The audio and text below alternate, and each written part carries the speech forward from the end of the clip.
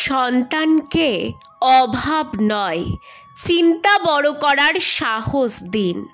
সন্তানকে আপনি কি শেখাচ্ছেন সেটাই ঠিক করে দেবে তার ভবিষ্যৎ। অভাবের গল্প প্রতিদিন শুনতে শুনতে যে শিশু বড় হয়, তার মন নিজেকে ছোট ভাবতেই শেখে।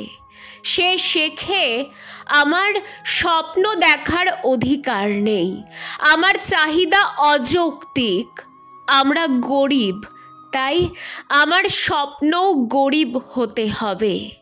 এভাবেই সে নিজের ভাবনার ভেতরে তৈরি করে দেয় একটা অদৃশ্য পাঁচিল, আর এই পাঁচিলই তাকে আটকে রাখে। আপনার শব্দেই গড়ে ওঠে তার মানসিকতা।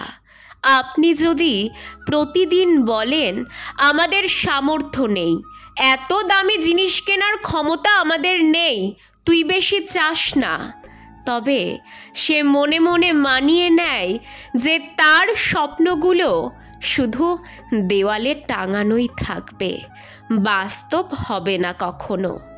তাকে শেখান মানুষ তার স্বপ্নের সমান বড় হয়, শুধু পড়াশোনা আর চাকরি নয়। জীবনের আসল শিক্ষা হলো চিন্তা করার স্বাধীনতা, নিজের বিবেকের কাছে সৎ থাকা, আমি পারি বলার সাহস রাখা। তাকে বলুন চেয়ারে বসাই তার জীবনের চূড়ান্ত লক্ষ্য নয়। চাকরি জীবনের উপায় হতে পারে, কিন্তু উদ্দেশ্য নয়। বই দিন, কিন্তু শুধু গল্প বই নয়, ভাবনা দিন। জন্মদিনে দিন বিশ্ব দর্শনের গল্প, মহাকাশ ভ্রমণের বই, কাশ্মীর বা সুইজারল্যান্ড ঘুরে আসার স্বপ্ন। সন্তান যেন ছোটবেলা থেকেই জানে পৃথিবী বিশাল, সম্ভাবনা সীমাহীন। এই দেশই পৃথিবীর শেষ নয়, বরং তার শুরু হোক এখান থেকে। একটা মানচিত্র হাতে দিন তাকে, আর বলুন তুই এখানে যেতে পারিস, চাইলে শিখতে পারিস, চাইলে গড়তেও পারিস। তাকে জানাতে হবে ভারত মহান, কিন্তু এই দুনিয়া আরও বিশাল। তাতে থাকবে না দেশদ্রোহ, থাকবে বিশ্বচেতনা। অভাব শেখানো মানেই স্বপ্ন কেটে দেওয়া। অভাবী মানসিকতা মানুষকে শুধু নিজেকে আটকে রাখতেই শেখায়। টাকা না থাকা দোষ নয়, দোষ হলো নিজের ভাবনাকে দরিদ্র করে রাখা। একজন অভাবী চিন্তাশীল মানুষ শুধু নিজের জীবন নয়, পরবর্তী প্রজন্মকেও আটকে দেয়।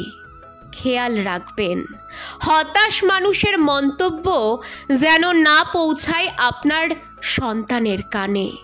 যারা বলে এই স্বপ্ন আমাদের জন্য না, আমরা অত বড় কিছু হতে পারবো না, তারা নিজেরাই ভেতর থেকে ভেঙে পড়া মানুষ। এই ধরনের মানুষদের থেকে আপনার সন্তানকে দূরে রাখুন। সাধ্যের মধ্যে থেকেও স্বপ্নের আলো দিন। দামি গ্যাজেট না হোক, একটা ভূগোলের ম্যাপ, একটা কফি টেবিল বা বই, এই ছোট ছোট জিনিসগুলোই একটা বড় ভবিষ্যতের বীজ হয়ে দাঁড়াতে পারে। আপনার সন্তান যেন জানে তুই আলাদা, তুই পারবি, তুই ছোট ঘরের নয়, বড় স্বপ্নের জন্য জন্মেছিস। কারণ আপনি যদি তার মনে আলোকিত চিন্তা বপন করেন, তাহলে সে একদিন গোটা দুনিয়াকে আলোকিত করে তুলবে।